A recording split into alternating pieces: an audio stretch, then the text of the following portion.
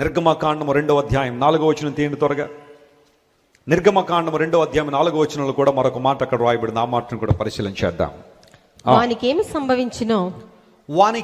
సంభవించునో తెలుసుకొనుటకు వాని అక్క దూరముగా నిలిచియుండెను. దూరముగా ఏం చేసిందట?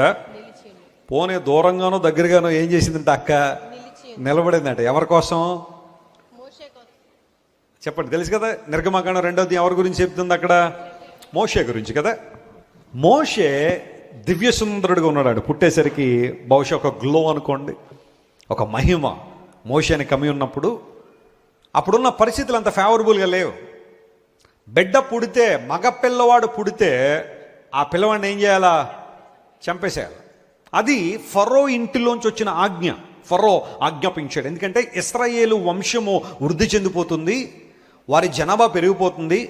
రేపొద్దున్న వేరే ఎవరైనా మన మీదకి యుద్ధానికి వస్తే వీళ్ళందరూ వెళ్ళి వాళ్ళతో కలిస్తే మనల్ని చాలా ఈజీగా వారు డిఫీట్ చేయొచ్చు, లేదా మనల్ని చాలా ఈజీగా గెలిచేయచ్చు వాళ్ళు. ఆ కారణాన్ని బట్టి ఇశ్రాయేల్ని రిస్ట్రిక్ట్ చేద్దాం, వాళ్ళని జనాభాను అడ్డుకుందాం, ఇశ్రాయేలు జనాభాను అడ్డుకుందాం.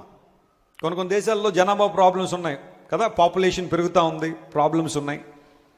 చైనాలో మనం పుట్టనందుకు స్తోత్రం కలుగునుగాక. ఎందుకోసం తెలుసా? చైనాలో మీరు బిడ్డను కనాలంటే గవర్నమెంట్ వారు పర్మిషన్ ఇవ్వాలి మీకు. మేము బిడ్డను కందాం అనుకుంటున్నాం అంటే వాళ్ళు ఓకే అంటే అప్పుడు కనాలా.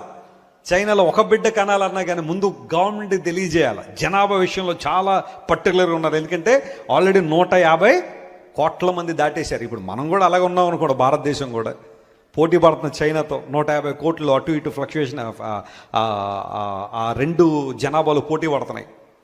ఇప్పుడు 150 కోట్ల మందికి రోజు భోజనాలు కావాలంటే ఎక్కడి నుండి రావాలి? పరిస్థితి ఏంటి? అందరూ బట్టే చైనాలో వాళ్ళు తినదంటూ ఏమీ లేదా, అన్నీ తినేస్తారు వాళ్ళు. మరి ఎవడో మరి తినబట్టే కదా మనకందరికి ఏమొచ్చింది? ఇక్కడ కరోనా వచ్చింది. పాండమిక్ రావడానికి కారణం అదే కదా.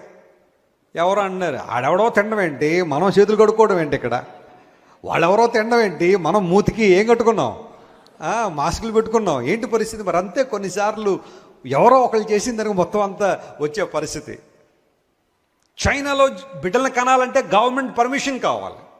భారతదేశంలో కూడా అలాంటి పరిస్థితులు పూర్వదినాల్లో ఉన్నాయి. నేను కొన్ని విషయాలు అప్రస్తుతం అనుకోండి అవన్నీ మాట్లాడడం. కొంతమంది పురుషులకి ఫ్యామిలీ ప్లానింగ్ ఆపరేషన్ చేసేసేవారు వాళ్ళకి తెలియకుండానే. బాబు వెళ్ళరా నీకు ట్రీట్మెంట్ చేయాలని చెప్పి చేసేవారట. మన దేశంలో జరిగిన ఒక ఆయన సాక్ష్యం చెప్పాడు. రోడ్డు మీద వెళ్తున్నారట, బాబు వెళ్ళరా అన్నారట.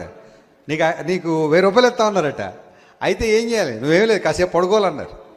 అయిపోయింది ఆపరేషన్. ఇలాంటి సందర్భాలు చాలా జరుగుతున్నాయి. జనాభాను రిస్ట్రిక్ట్ చేయాలని. అయితే ఫరో ఆజ్ఞాపించాడు, బిడ్డలు మగపిల్లలు పుడితే